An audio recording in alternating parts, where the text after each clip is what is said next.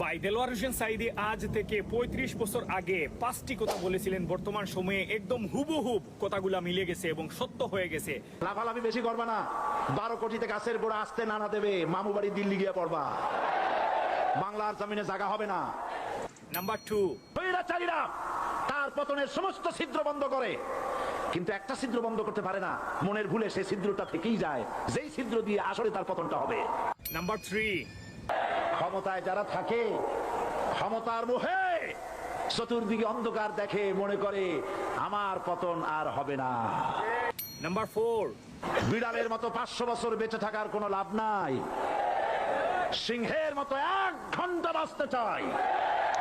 number 5, যারা মানুষের উপরে জুলুম করছো, আলেমদেরকে ধরতেছো, মুসল্লিদেরকে ধরে ধরে জেলে ঢুকাচ্ছ, সময় আসবে এমন ইন্দুরের গর্ত অপমান ফেলাবার জন্য